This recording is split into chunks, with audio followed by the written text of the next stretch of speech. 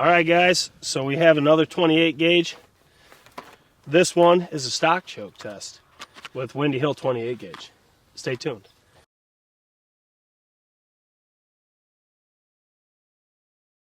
All right, so we have the Mossberg SA28, this is my baby. We have the stock choke that comes with it, is a 520 constriction. It actually shoots pretty dang good. Get this over here. Now the load we're going to be shooting is the Windy Hill. Now this is a 28 gauge, 2 3/4 ounce and 3/8 of number 9s going 1,200 feet per second. This shell right here, she's screaming. I mean, there is no rattle in this bit choker, nothing. So we're going to put it right in here. As you can see, we finally got some New York weather that we're used to. It is like 27 degrees. It's snowing. The good part about TSS is it doesn't really change from cold to warm temperatures. I mean, we've done a lot of testing all the way down to, what was that one day? Like -10 with wind chill? Yeah, it was cold. That was cold. Hawks stayed away for that one. But the patterns were literally the same as if it was 70 or 80 degrees out. So TSS does not change, maybe minutely. But from how we test, it don't change. So let's do this. We're at 40 yards. Let's get after it. Once again, Mossberg SA28. Stock turkey choke that it comes with is a 520 constriction. Windy Hill, 2 3/4 ounce and 3/8 of 9s going 1,200 feet per second. So she's cooking. So let's kill that birchwood down there and analyze what all happens. Are you good? I'm at him. Okay.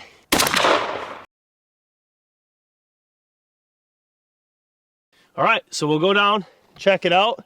I am zeroed with this setup. This reflex is zeroed to Code Black Turkey with Viper ammunition 10s. So it might be off. It looks like this one shot a little low. Doesn't look as good as the Code Black, but let's go down and check it out. All right, once again, Mossberg SA28, stock turkey choke it comes with, which is a 520 constriction. It's a pretty good choke, honestly.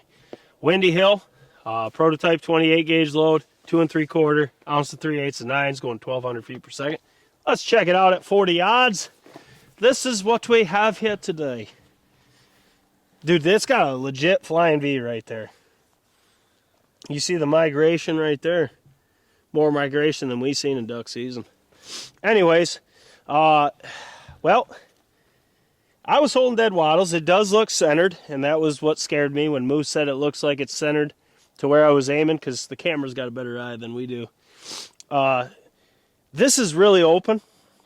Now, no, it's just really open. I was going to say, like, for a youth or something, it might be good, because you're not going to be shooting that far with a 28 gauge if you're using it for a youth. You'd have tons of leeway, but there's a lot better options than your stock choke in this one. Now, we have seen that stock choke hammer in that 28, but this is not one of them. I mean, there really isn't many flyers, but it's because your pattern's so open. I mean, looking at core, you got voids in the core, voids here. You got small voids throughout the whole thing. We do have 3 beard hits, though. You know what I'm saying? And I snood smacked them. We got snood smack, too. You know what I'm saying? Low snood. As you can see, it's kind of blotchy. I mean, there's a ton of shot right here, and then it's like sparse throughout the rest of it. Now, if this is your first time seeing a 28 TSS gauge, this is probably going to look really good for a 28. But with TSS, it completely changed the game. I mean, this is okay at best pattern for TSS, even at 40 yards with a 28 gauge. There's a lot of voids here. The test before this, we did try the Code Black Turkey from Pattern Master 515, and it was a lot better than this. I was hoping that the 520, taking it out 5 thou of constriction, would yield a more uniform pattern, but it backfired. So that's why you got a pattern test. You got to put it on paper before you hunt. As hunters, our job is to understand our setup completely. Not only just what it can do, but most importantly, what it can't do. This right here, I mean, that shot is centered, and you have 1 in the vitals. With TSS, that is atrocious. I would not pull the trigger at 40 yards with this setup. Not a chance in hell. Maybe 30, because you would condense that down quite a bit. 10 yards makes a big difference, but I wouldn't push past that.